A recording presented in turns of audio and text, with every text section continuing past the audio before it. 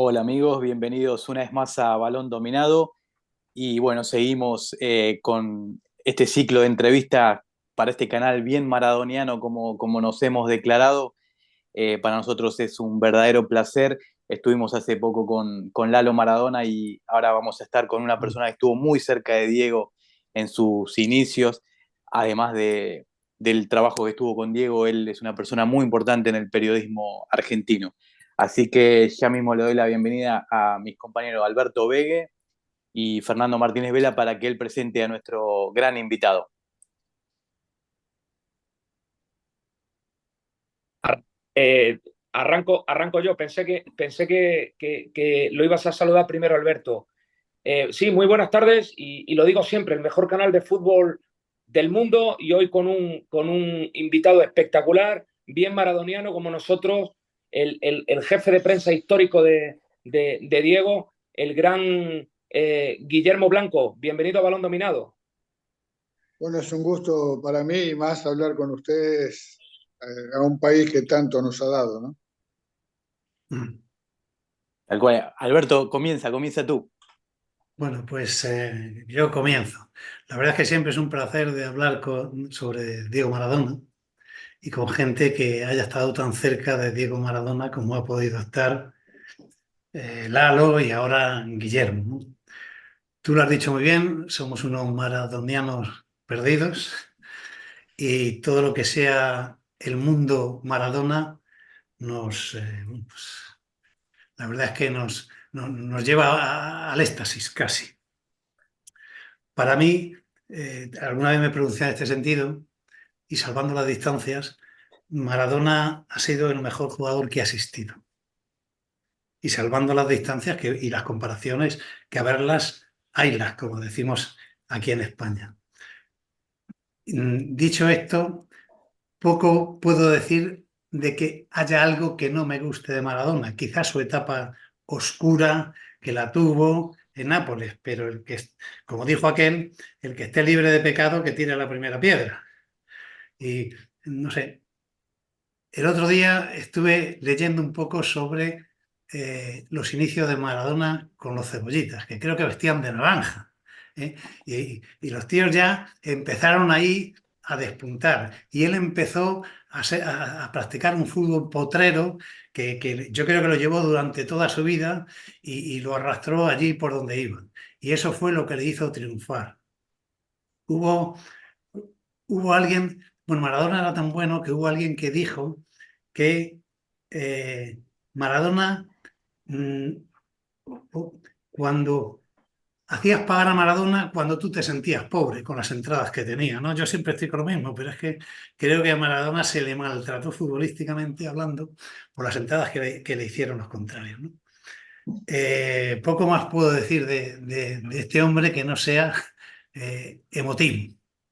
Tú que le has conocido tan cerca, él era tan cercano. Eh, Él era una persona como vos, como yo, como todos los que están allí. Eh, Siempre es una pregunta de cajón que me han hecho siempre. eh, ¿Quién era Diego? ¿Qué era Diego? ¿No? Y yo digo, era una persona como todos nosotros. Ahora, ¿cuál es la diferencia? Nosotros los seres humanos venimos con todo adentro desde el día que nacemos. Lo bueno, lo malo, lo lindo, lo feo, todo, la omnipotencia, la crueldad, todo. Ahora, la educación, la cultura, las circunstancias te van haciendo y te van formando.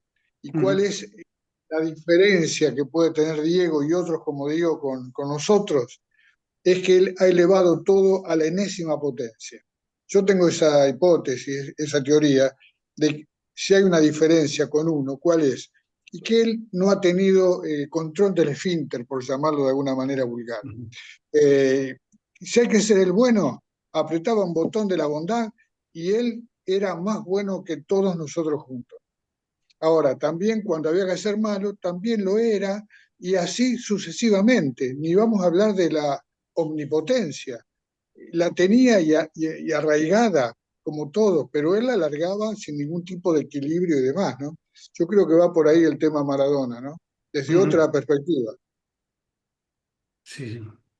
Per- Sí, a ver, yo no soy tan ordenado como Alberto, como siempre me guío por los impulsos del corazón y no por un orden tan cronológico.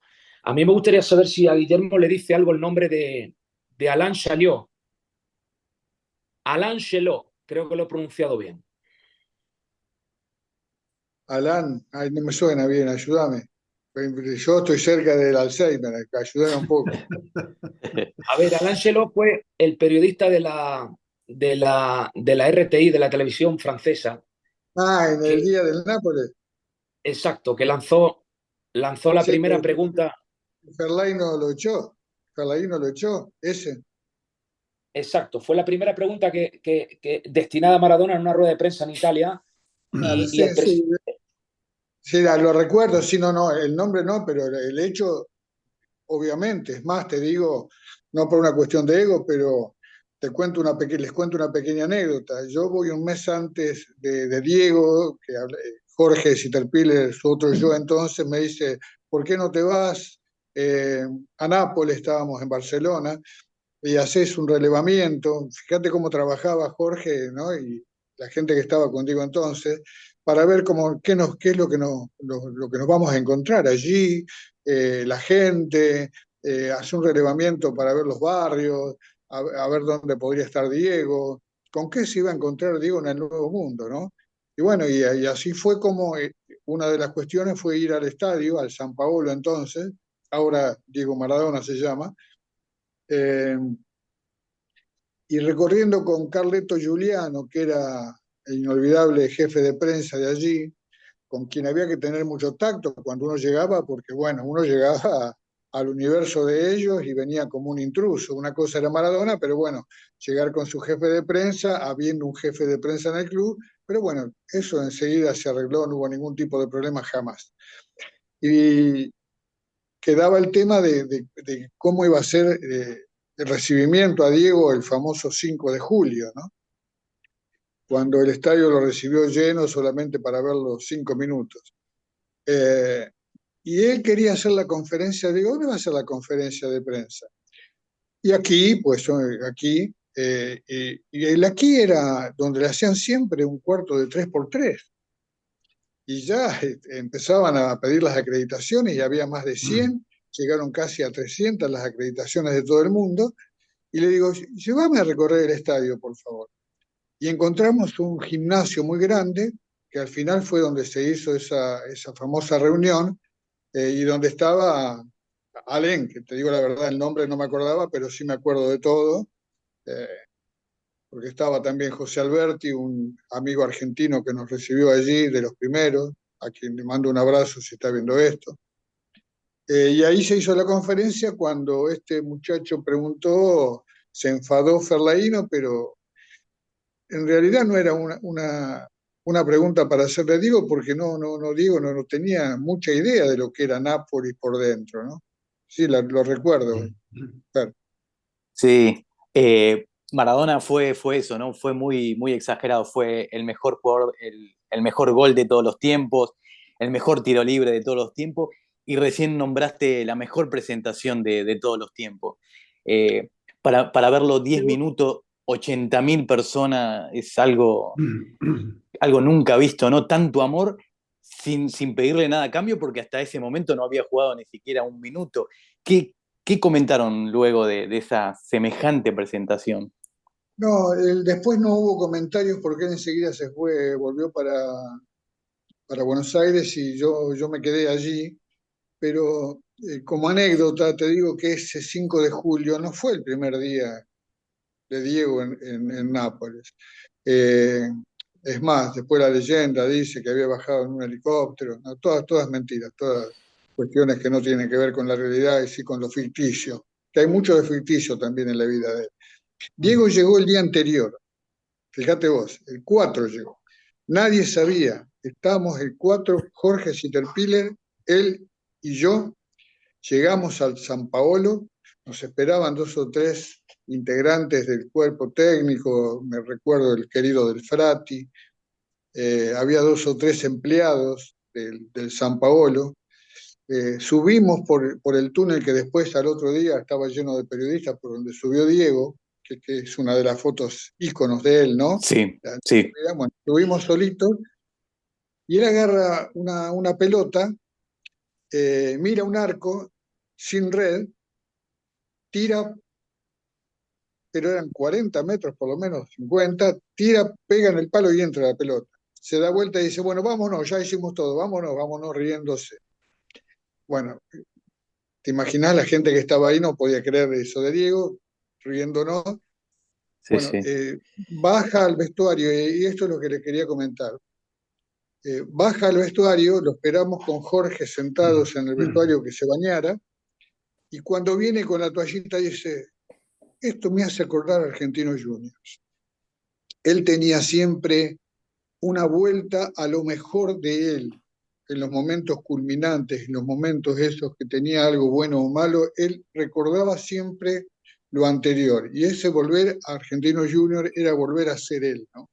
Que cada día que iba pasando cada vez era menos él y era cada vez más el futbolista y el personaje, pero él era ese de lo que le estoy hablando ahora. Claro. Alberto. Sí, mira, lo que acaba de comentar Guillermo, lo comentaré dentro de un poquito, pero es que me lo he recordado totalmente. Yo recuerdo que cuando Maradona se va del Barça, la prensa catalana, yo creo que un poco cabreada, decía, bueno, es que Maradona no triunfó en el Barça. Y es lo que siempre han alegado. Yo creo que eso es un poco el recurso del pataleo, como decimos en España. Es decir, bueno, eh, te tengo que dar una piña, pues te la doy como sea, ¿no? Pero un amigo de Maradona, jugador que es o fue Lobo Carrasco, jugador que fue y amigo de Maradona, dijo que un día, bueno, pues hablando con Maradona, dijo, si tú algún día te quedaran escasos días de vida, ¿dónde volverías? Y Maradona nombró al Boca, nombró a Argentinos, nombró a Nápoles, nombró a Argentina, pero no nombra al Barça. Con lo cual es muy significativo que quizá el recuerdo que él tuvo de su estancia allí, bueno, pues no fue demasiado bueno.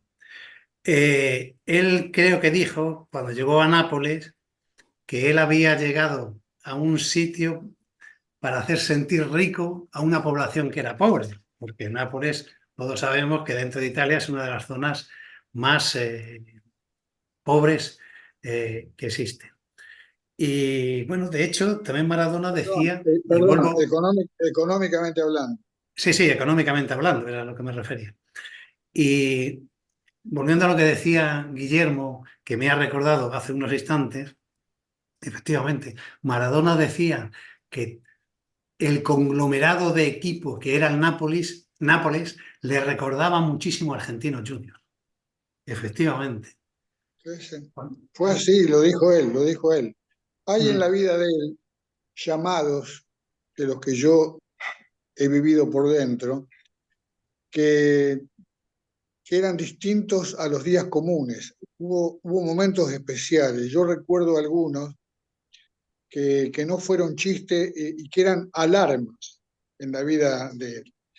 Una alarma fue en un aeropuerto en Lagos, Nigeria, después que Boca había ido a jugar un cuadrangular en Costa de Marfil. Eh, Hicimos una parada en el avión en Lagos, octubre del 81, tenía todavía 20 años, estaba Claro. cumpliendo 21 años, y él me dice, quiero dejar el fútbol. Perdón, no sé, lo repito por si no se escucha. Quiero dejar el fútbol. Estamos hablando 20 años de Diego, un nene, un pibe, un nene. Y esos tipos de alarma fueron reincidentes en otros momentos. después pasó del fútbol a la vida cotidiana, pero él siempre trataba de volver a ser él y veía que adelante tenía un cúmulo de borrasca, por llamarlo de alguna manera, que él no quería vivirla.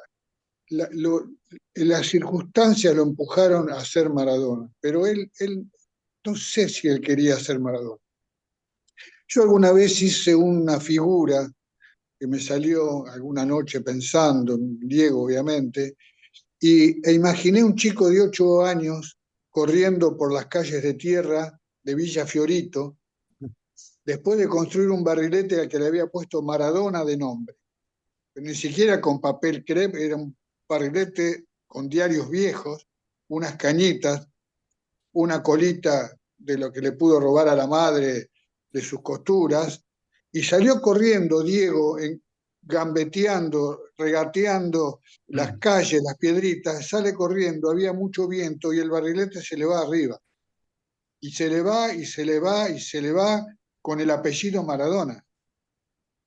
Pasa las nubes, no lo ve mal, no lo ve más, él queda abajo, y el barrilete empieza por arriba, conoce la gloria, conoce el drama, conoce todas las cosas de Diego que todos hemos visto por el mundo entero. Y después de mucho tiempo, un día, mirando para arriba, aparece un barrilete todo estrujado, todo roto, todo gastado, y cae cerca de La Plata, donde él dirigió a Gimnasia y Esgrima de La Plata al final. Y el barrilete trata de recuperar fuerzas como las que tenía Diego siempre que podía. Hizo un gran esfuerzo, voló un poquito más y cayó en un lugar llamado Tigre, que dentro del planeta Tierra es apenas a 30, 40 kilómetros de donde había salido el barrilete. Dio la vuelta y murió el barrilete y murió Diego. Diego nunca se fue, Diego estuvo siempre abajo. Lo que se fue es toda esa vida de loco que le tocó vivir y que yo no sé si otro ser humano podría llegar a vivir igual. Yo creo que no estamos preparados para ser ni Maradona, ni de esos grandes personajes que ha dado el universo, nuestra tierra, porque somos para ser un poco más meseta, gente común, ¿no? Y menos Diego, de donde había salido, estar preparados para no ser otra de lo que fue, lamentablemente. Guillermo, yo le quería preguntar a ver si recordaba una circunstancia. Los italianos inventaron lo que ellos llaman el silencio stampa. Quiere decir que cuando algo no iba bien con la prensa en general, ellos aplicaban un cese total y absoluto de declaraciones y nadie en el club podía hablar con la prensa hasta nuevo aviso por parte de la entidad, ¿no? Incluso Entonces, en la selección 82 también, no solo los clubes. Sí, es verdad.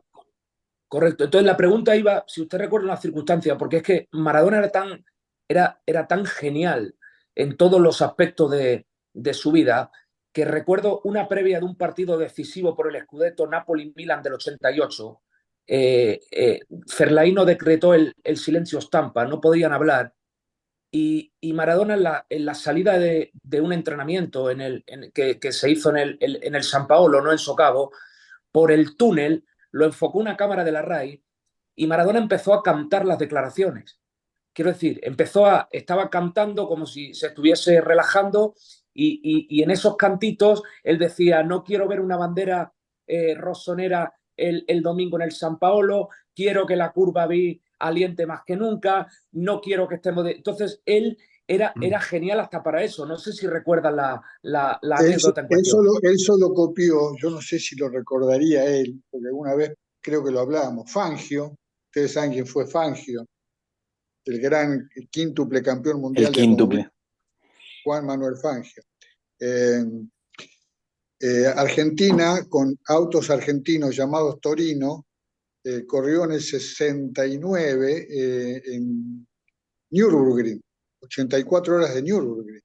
Y él fue el director del equipo argentino con un gran mecánico, Oreste Berta, a la cabeza, grandes pilotos, 3 autos argentinos en Nürburgring y el jefe, y estaba prohibido hacer no hacer declaraciones, dar instrucciones en carrera a los pilotos cuando paraban en boxes. Y bueno, me hicieron acordar, yo no sé si Diego en ese momento lo recordó, pero alguna vez seguro que lo charlamos, porque acá es muy conocido el tema, se puso a cantar un tango diciendo al piloto que estaba en el auto, cantándole a él, pero dándole instrucciones con un tango, ¿no? Tiene que ver con esto que ustedes están diciendo. ¿Y de qué 2 argentinos hablamos, no? Fangio y Maradona. Tal cual, dos de los mayores ídolos. Guillermo, formaste e hiciste, vos también tenés cuota parte de responsabilidad, hiciste muy grande la revista El Gráfico, icónica en todo el mundo. Y bueno, ahí en el gráfico llevaste adelante una de las reuniones más importantes en la vida de Diego cuando fue en Río de Janeiro esa reunión con Pelé que te llevó 3 meses. Entonces te pregunto por el rol de periodismo, si ya no existe más ese amor por el periodismo como el que manifestaste vos. Y bueno, y esa reunión principalmente, si nos puedes contar algún detalle jugoso de ese encuentro maravilloso, ¿no? Sí, la vida digamos, no adelanta pasos, no hay que vivirla, ¿no? Yo cuando era más joven, como estaba al otro lado de la vida, pensaba que los viejos ya hablaban siempre del pasado y a uno le jorobaba, le molestaba, "Oh, siempre el pasado fue mejor y el pasado fue mejor, ¿no?". Y ahora me aferro a alguna palabra de Adolfo Pedernera, que fue un grande del fútbol argentino, no solo dentro de la cancha, sino defendiendo al oficio del futbolista, gremialmente y demás. Y siempre que le preguntaban decía, eh, a esto lo nuevo ya lo vi, pero lo de antes ahora no lo veo. Yo me acuerdo siempre de Adolfo que decía eso, ¿no? Y uno ahora habrá cosas nuevas y demás, pero qué sé yo, lo de antes no se ve, ¿no? Yo no sé qué piensan ustedes, pero me parece que las modificaciones va hasta, por ahí me voy del tema, ¿no? Pero porque alguna vez lo hemos charlado con Diego hace mucho tiempo, eh, que va hacia otro lugar el fútbol. Porque imagínense el fútbol en la época de Diego y del primer Diego, ¿no? Porque después ya a mí no me gusta hablar mucho de estos temas porque parece pedantería. Pero bueno, yo lo conocí a los 12 años, conviví con él, lo llevé a conocer a Pelé como estamos hablando ahora, y tantas otras cosas, y son realidades que las tengo, y bueno, fue un privilegio siendo periodista, ¿no? Cuidado, como periodista, porque no era una amistad de afuera o de otro ámbito. Yo fui un periodista y para ponernos un poco más con quién estamos hablando y demás, eh, y no es ego, pero Diego me miraba a mí, porque cuando yo lo conozco, que voy a hacer una nota en Valse, en los Juegos de Vita, en Córdoba, él tenía 12, 13 años recién cumplidos, yo ya era un periodista que estaba cubriendo ese evento, era una década mayor que él, pero él me miraba a mí. Y uno puede decir, Claro. ¿quién es este tipo que está hablando, que dice esa barbaridad? ¿Quién carajo es para decir que Diego lo miraba a él? Y sí, después yo voy a la casa como periodista, de los primeros que va, y una familia humilde, que entrara un periodista a la casa, era como una alfombra roja que no existía, pero parecía que sí. Y ahí se fue dando la relación, que cuando yo llego al gráfico, él está debutando en primera. Y es como que hacemos los dos paralelamente, cada uno lo suyo, obviamente, eh, la, el inicio de la carrera de cada uno. Yo en el gráfico, aunque ya tenía otros medios como Crónica y otros medios atrás, y él en la primera Argentino Junior. Y se fue dando esa relación que me lleva a mí a empezar a hacer todas las notas, lo junto con Alfredo Di Stéfano, que no fue poco. Una anécdota maravillosa. Estamos almorzando, dejan entrar unos chicos para pedir autógrafos, y ¿a quién se le tiran encima los chicos? A Diego. Al lado lo tenía Alfredo Di Stéfano, por Dios, lo que era Alfredo, lo que es la historia. Bueno, ni un pibe tenía la menor idea de quién Alfredo, y firmaba Diego, y por ahí Diego que era una luz, tenía ojos en la espalda, mira para atrás Alfredo que estaba calladito ahí, agarra una virome, un papel y le dice, Alfredo, por favor, yo vine acá pero no me puedo ir sin un autógrafo suyo. Era como para hacerlo sentir protagonista también, él a Alfredo. Y teníamos esa cosa en común con Diego. Y cuando le hago una nota en Atlántida, en Uruguay, cuando se estaba jugando la clasificación para el mundial, el famoso Mundial Juvenil de Japón que gana Argentina con él, con Ramón Díaz, con Juan Simón, con tantos escuderos, Gabriel Calderón, un equipo, imagínenlo con esos nombres y otros más, que fue maravilloso. Él me dice, mi sueño es conocer a Pelé. Y ahí es donde yo calladito vuelvo a Buenos Aires, eso fue en Montevideo, vuelvo a Buenos Aires y propongo la nota. Y bueno, como decían ustedes, fueron 3 meses que costó. Y fíjense los cambios de tiempo, que yo solito con una persona en Brasil y el aporte del gráfico, obviamente, la infraestructura del gráfico, lo que era a nivel mundial, se pudo lograr, pero fue él, Carlos Batista era el brasileño y yo desde Buenos Aires, y armando solos eso. Hoy, Claro. imagínense un Messi Ronaldo, por decir, o no sé quién. ¿Cuánta gente tendría que estar trabajando para lograr eso? Y habría que ver si se lo logra. No hubo un peso ahora costaría millones de dólares eso. Y lo Tal único cual. que costó fue el gráfico, el pasaje y la estadía un día en Río. Fue una maravilla. Bueno, esos eran los tiempos y que los nuevos pibes vean que el fútbol podría ser más lindo todavía si se volviera atrás, ¿no? Lo que hablamos de Pedernera. Alberto. Sí, bueno, antes al principio de la charla, Guillermo hablaba de la grandeza de Maradona, no solo como futbolista, sino también como persona. Yo creo que la anécdota que ha contado con Alfredo Di Stéfano ya de por sí habla de esa grandeza, ¿no? Y de esa humildad de decir, yo soy ahora mismo el número uno, pero tenemos aquí a un señor que ha sido en su tiempo de lo mejorcito que había. La tenía clara, la tenía clara. Sí. O sea, eso habla, como tú muy bien has dicho, de la grandeza como persona. Yo he visto a algunos, a mí, una de las, ver a jugar a Maradona me encantaba. Te puedo decir, disfrutaba como que yo creo que hemos disfrutado cualquiera de los que estamos aquí. Pero verle calentar, cuando él salía a calentar, joder, es que decías, como se vaya la luz, menuda faena me hace. Porque era un Maradona en estado puro ese, ¿eh? Era tremendo. Y un último apunte que quería decir. El Nápoles era un equipo muy humilde, iba a decir equipillo, pero tiene una connotación peyorativa que no. Pero era un Sí, pero equipo muy humilde. era la realidad. Y alguna cosa que digo siempre hablaba, que no andaba especulando que le cayera bien o no. Si era una realidad, hay que decir, no era un equipo, era una banda. Efectivamente. El primer año del Napoli era un equipo de primera B. Eran Ujú. jugadores de segunda división. No eran jugadores de primera división, muchos de ellos. Sí, sí, Por efectivamente. eso fue cambiando. Recién en el tercer año se Sí, sí, logró. Y eso lo logró Diego. efectivamente. Los dos primeros años, bueno, y entre que llegas, miras, ¿sabes? Pero en el tercero, bueno, se destapa Maradona, se destapa el Nápoles, y de hecho, dos de los logros más importantes que tiene el Nápoles, como son los dos Scudettos y la Copa de la UEFA, la consiguen gracias a Maradona, porque el Nápoles, pues, era un equipo, pues eso, de la Serie B, no jugaba recién ascendido, ¿no? Era un equipo de la Serie B, y Maradona le hace grande. Grandeza que yo, venida menos, pero que hoy en día creo que sigue teniendo. Por eso no me extraña que Maradona, aparte de a nosotros los que estamos aquí reunidos, Maradona para los napolitanos sea de lo más grande que ha podido pasar en la ciudad, futbolísticamente hablando, si no lo más grande.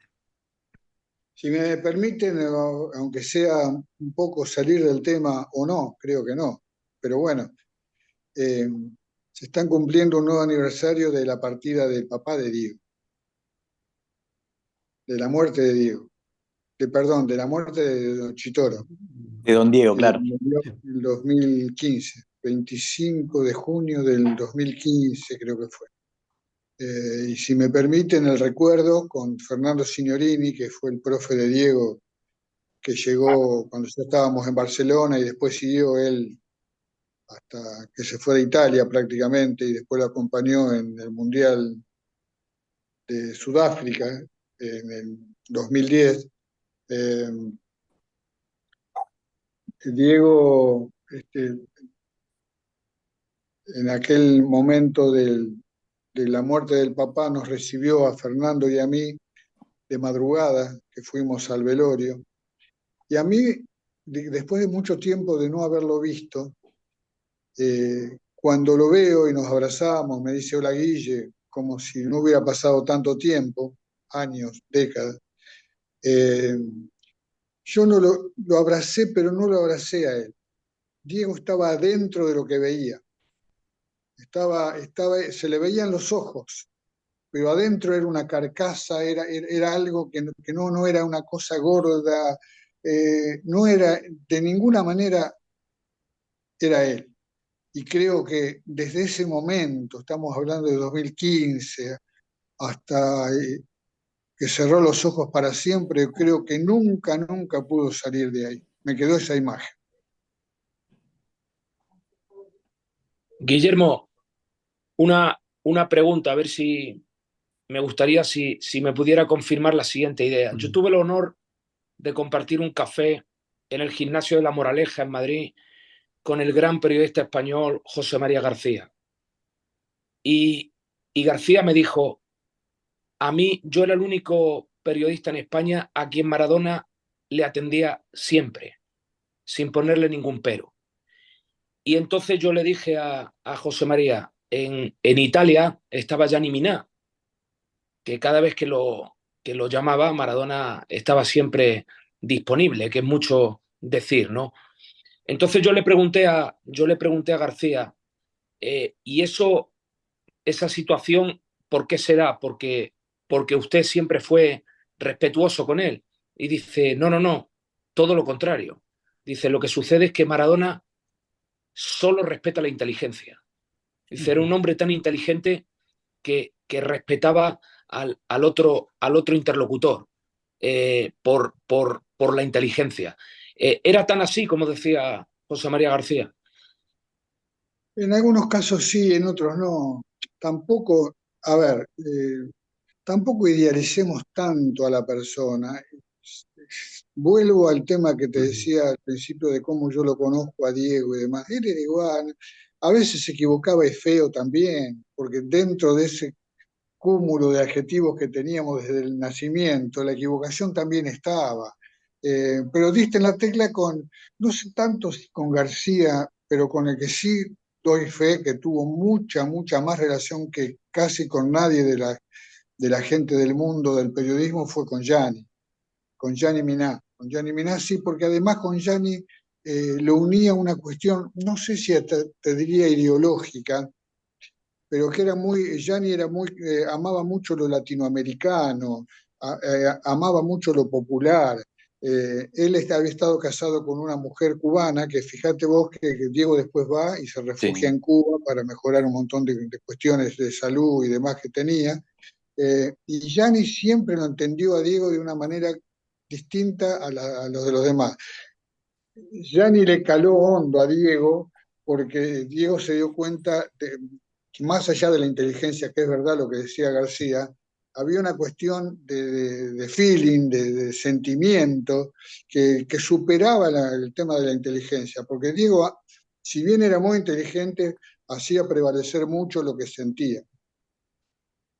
Y Guillermo, ya la última de mi parte, no sé si los chicos tienen otra pregunta.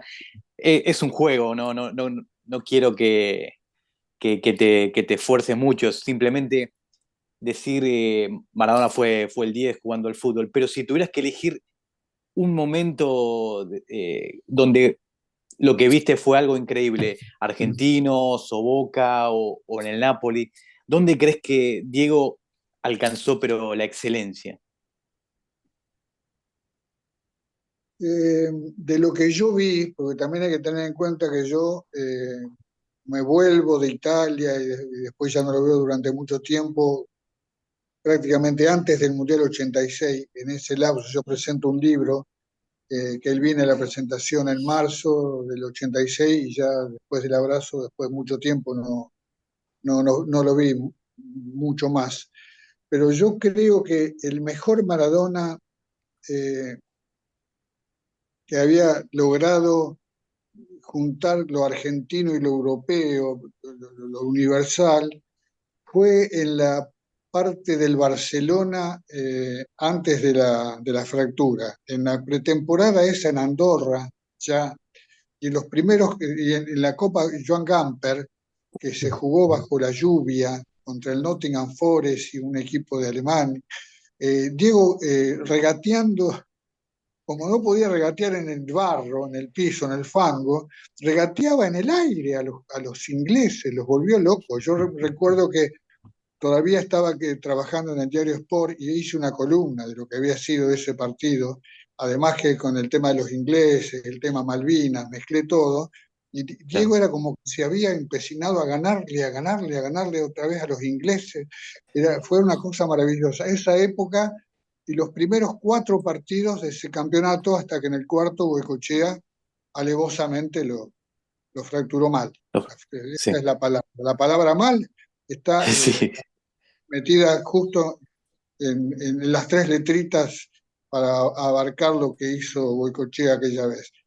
Pero, digamos, ese fue el mejor Maradona, pero después estoy pensando ahora, todo lo que logró después, porque estuvo mucho tiempo que la gente no lo sabe a esto, terminaba los partidos y él estaba media hora en un balde, metía el pie izquierdo en un balde con hielo y al rato lo sacaba en un balde hirviendo. Eran las indicaciones del kinesiólogo, porque él hacía este movimiento, no hacía este movimiento con el pie en los tiros libres, y la pelota se le iba arriba del travesaño. Él corría igual, pero cuando le llegaba a la pelota le llegaba mal, porque no tenía el movimiento de flexibilidad. Recién ¿saben cuándo lo volvió a tener definitivamente? En el famoso gol a la Juve, cuando Pecci le da el pase cortito adentro del área, el indirecto que tira y hace sí, el sí, gol. Bueno, ahí es como que él terminó de nacer de nuevo. Fue no, adentro de la cancha, desde ese, podemos decir si fue mejor que Pelé, no, yo no entro en eso porque es como decir Beethoven o Mozart, qué sé yo, y cada cual le gusta, que se mezcla lo personal, el sentimiento, y hay que respetar, porque si no también Alfredo está afuera, y no tiene sentido. Podemos entrar a decir este le pegaba mejor con esta, y por qué Diego, a ver, ¿por qué Diego es mejor que Pelé? ¿Por qué Pelé es mejor que Diego? Vos me decís, y porque Pelé le pegaba con las dos. Ah, mira qué bien. Y Diego lo que hacía con una, y le pegaba bien con la zurda, más o menos con la derecha, y la tercera era la Rabona. ¿Por qué? mm, Porque él hacía la Rabona porque le pegaba poco con la derecha. Ha hecho hacerles goles a Ramón Díaz de Rabona en la selección argentina. Eh, Todo ese tipo de cosas, que cabeceaba mejor o peor, eh, esas son cosas de gusto en cada uno. Porque además es un juego colectivo.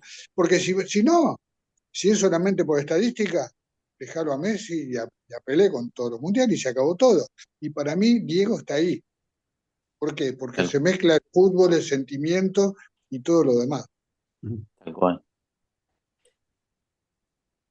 Bueno, también como despedida, yo aporto mi granito de arena. Para mí, el mejor Maradona fue el del Nápoles. Era un gusto, un gusto. Aunque los mejores números, No, yo digo de lo que vi, cuidado, porque yo Nápoles después del 86 no lo vi, pero tengo mi hipótesis o mi teoría, que a lo mejor a ustedes no les va a gustar, pero yo creo que Diego ya estaba cayendo antes de llegar a México 86.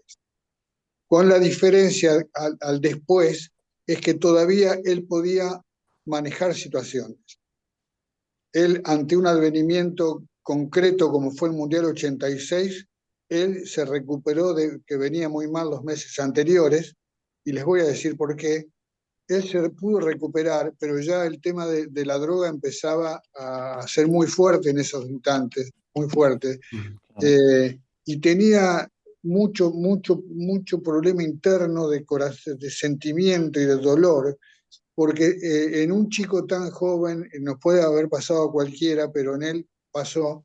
En esos momentos estaba el tema de, recuerdan el hijo que era, que no era, de Sinagra, de Cristina Sinagra, y en esos momentos él juega el Mundial y con ese lío terrorífico adentro que tenía.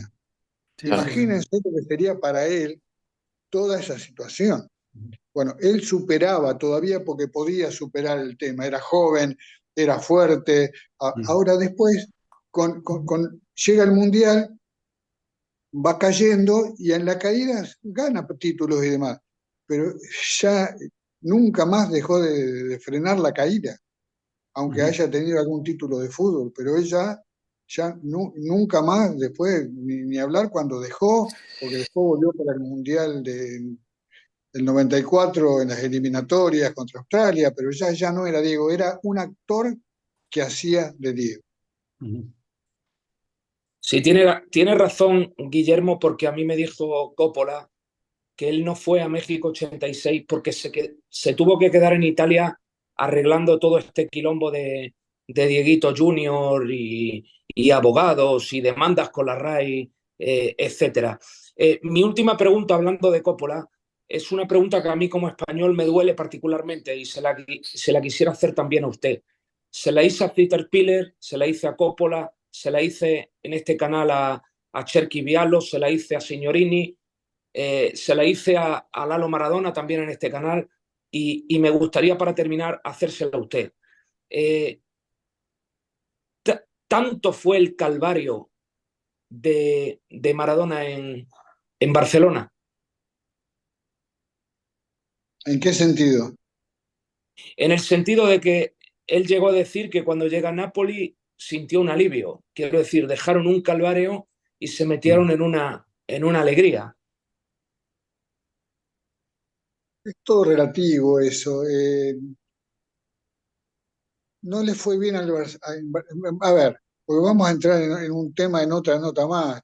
El catalán, hay dos tipos de catalanes. Uno que era el catalán que solo interesa el interés y que evalúa cuántos partidos jugó, cuánto se pagó por Diego. Ese es uno, pero desde ese lugar es muy difícil, porque en el primer año tuvo la hepatitis y en el segundo año la fractura de Goicoechea.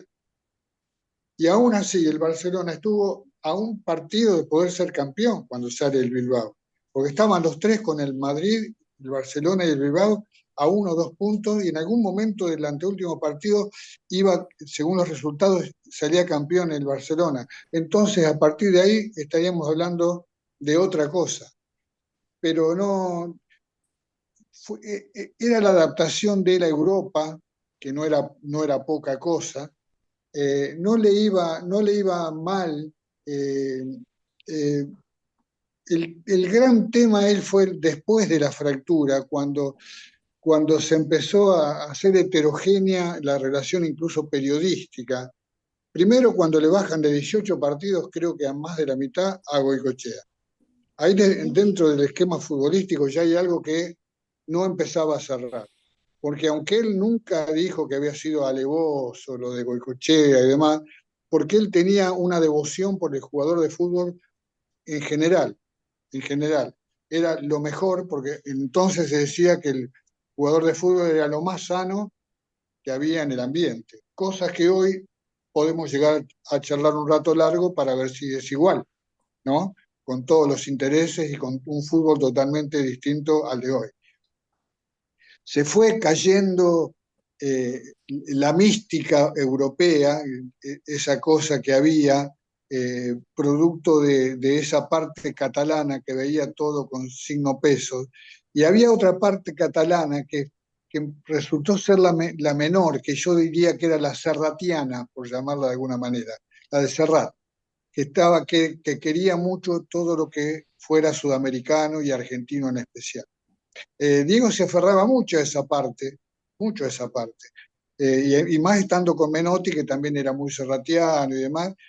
Jorge Fitterpiller en ese sentido, más allá de las cuestiones económicas, que no me meto porque no sé por qué terminaron así, evidentemente no han hecho bien las cuentas, pero él quiso arroparlo a Diego, y de alguna manera es también cuando aparezco yo, y no aparece otro para estar con la prensa, y con él no era solamente la prensa, como por ejemplo no le eligen a Signorini por sus cualidades que las tiene y las tenía de preparador físico.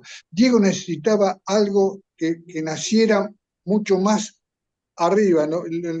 La parte más arriba del cuerpo, era el cerebro, gente que lo arropara, que lo quisiera bien, que lo entendiera, y se fue rodeando de nosotros, y tal es así que cuando llega a Nápoles el primer año, estamos Fernando y yo solamente, cotidianamente. Después iba y venía Claudia, iba y venía algún amigo de afuera, o el padre o la madre, pero constantemente estábamos en el día a día nosotros, y fue una maravilla el primer año en Nápoles. Diego se cansa y lo cansan en Barcelona. Eso fue lo que pasó. Perfecto. Bueno, podríamos hablar muchas más horas, Guillermo, pero la verdad que ha sido un enorme placer escucharte. Sos un referente periodístico aquí en Argentina y también en España por tu tarea en Don Balón y en Sport allá en Barcelona. Así que te mandamos un fuerte abrazo y bueno, ojalá que podamos hacer una segunda parte más adelante. ¿Te parece? Totalmente de acuerdo, cuando se dé, acá estamos. Un abrazo grande. Muchas gracias, Abrazo. Un Guillermo. abrazo.